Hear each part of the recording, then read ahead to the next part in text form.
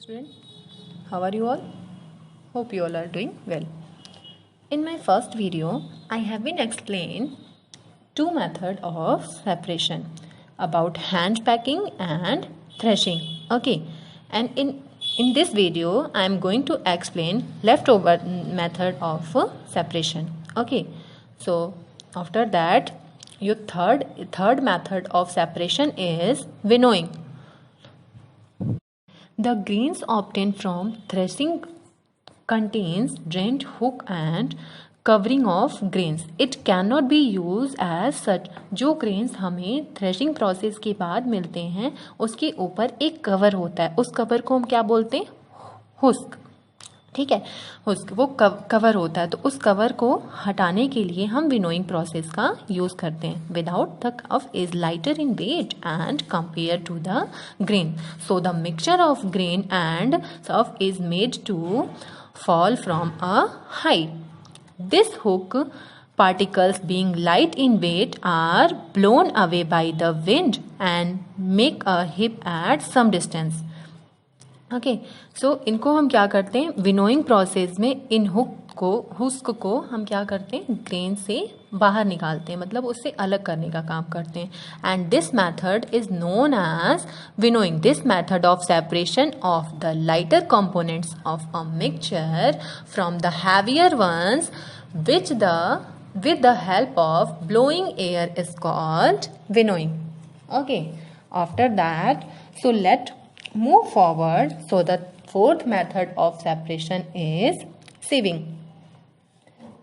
After when we done completed winnowing process, after that we started sieving process.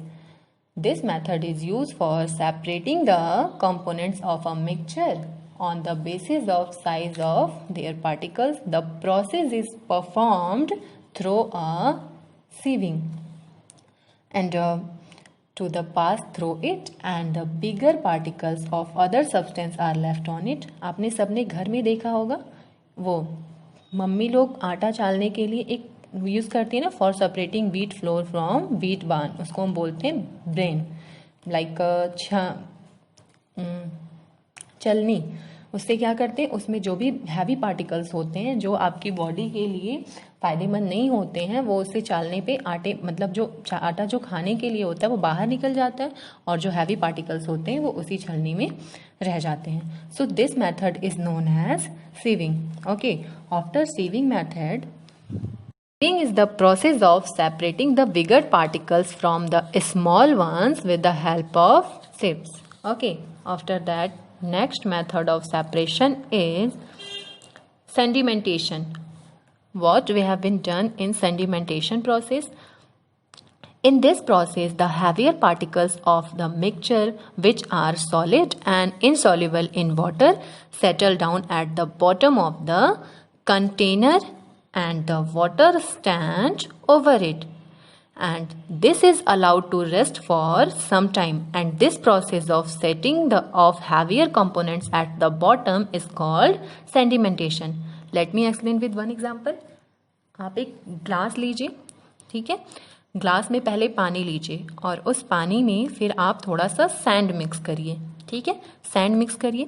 Sand mix करने के बाद कुछ time बाद क्या होता है? वो जो धूल हैं, जो मिट्टियाँ होंगी, वो उसी ग्लास में नीचे बीकर में बॉटम में बैठ जाएंगी. ठीक है, बॉटम में बैठ जाएंगी जो भी हैवियर सब्सटेंस होगा, और जो लाइटर लाइक वाटर ऊपर की तरफ आ जाएगा.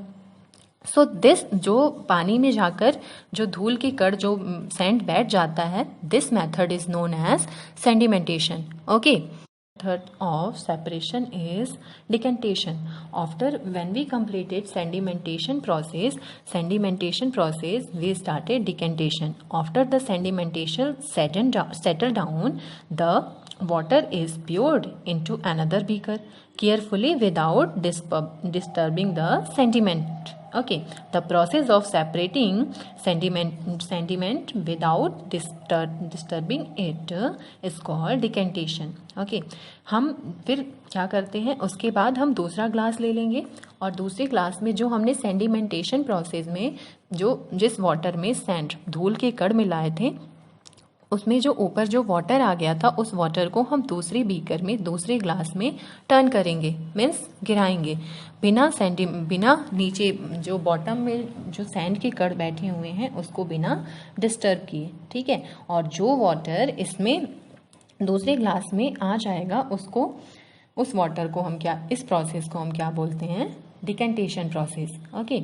And completed sedimentation and decantation process, we started filtration, okay. Filtration means by sedimentation and decantation a liquid mixture is not completely separated from the sediment, okay.